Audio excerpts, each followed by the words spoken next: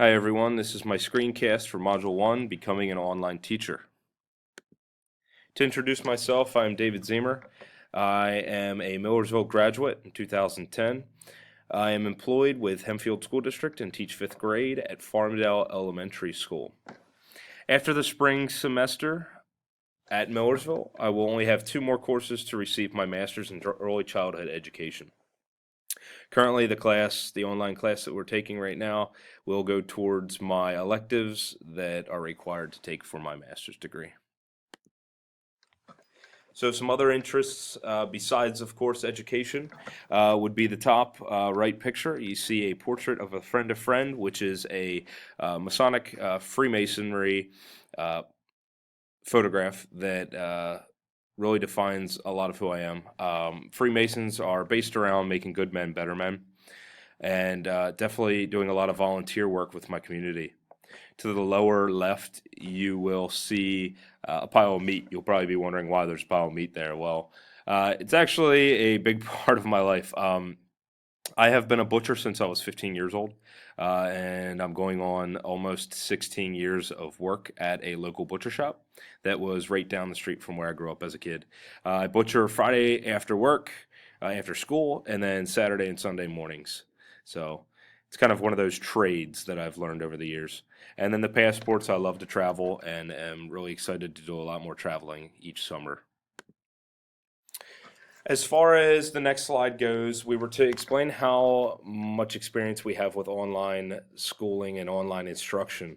I would say right as of right now, not a whole lot. I have some experience the last 2 years working with Schoology, as our school has gone to the one-to-one initiative with students, and I've really tried to create a flipped classroom so that I am able to kind of have the kids going over the lesson at home, and then when they get into my classroom, I can focus more on the practice and less on the direct instruction. Desire to learn, of course, online classes. I've taken a few at Millersville. So I definitely see the module work, but do not have the opportunity to see the courses that go on as far as our book has explained and as far as the YouTube uh, video that we watched. I don't feel like I have that experience, but am willing to learn more about it. For my next slide, I chose the Parker Palmer question. It says Parker Palmer writes that to reduce our vulnerability, we disconnect from students, from subjects, and even from ourselves. We build up a wall between inner truth and outer performance, and we act the teacher part. Do you expect the same vulnerabilities and challenges to be part of online teaching? Um, I don't expect the same vulnerabilities to be an extreme challenge for online teaching as it would for face to face. Palmer continues by saying, we distance ourselves from students and subject to minimize the danger.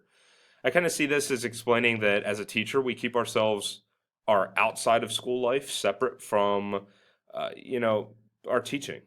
I don't see it being a challenge though, because taking a look at the YouTube video that we watched as a requirement of this module, the online teacher states that the one challenge from going to having students from face to face is not knowing who is on the other end of the computer for the online instruction, which creates kind of that weaker connection with the students.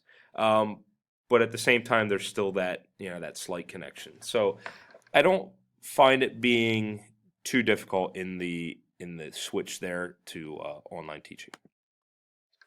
Next, I chose the question, which changes of teaching online outlined by Archibald are ones that you want to learn about? I know that Archibald discussed um, online teaching presents those unique challenges of including the amount of time needed, the development and implementation of course materials, and the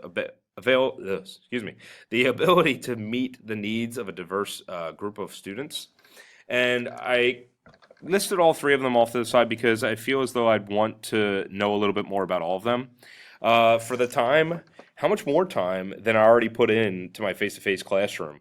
I can't imagine putting too much more time than I already do. It seems a little overwhelming at times already. The course materials here at Hempfield were given the freedom to teach whatever with whatever tools we deem necessary to reach uh, the district goals and to do what is best for the students.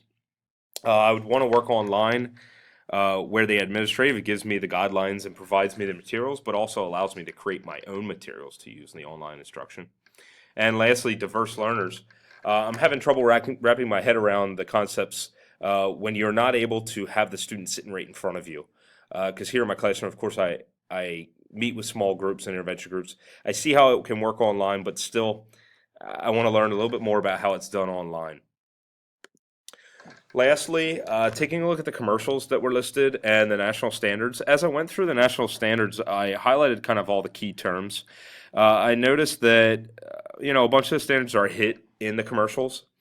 Um, After looking over the standards, I kind of felt like the individualized plan was definitely hit on by all three of these um, commercials. It also reflected on differentiation and modification to the directly to the student, him or herself, and keeping the students more engaged.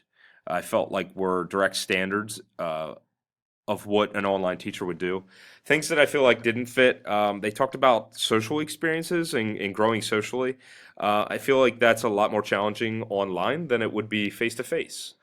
Learning the way you like to learn, also, the Carpe Diem school. I feel like with the online instructor, there's yes, you're learning the way you'd like to learn by doing it online, but how much experience or availability is there to actually pick what you want to be learning about? I feel like that's more of like a Montessori style, and still a lot more questions to go with for the online style of teaching. So those are the questions and reflections that I've had so far with this module, and I will be commenting and hope that other people are able to extend my own thinking as well. All right, I'll talk to you soon.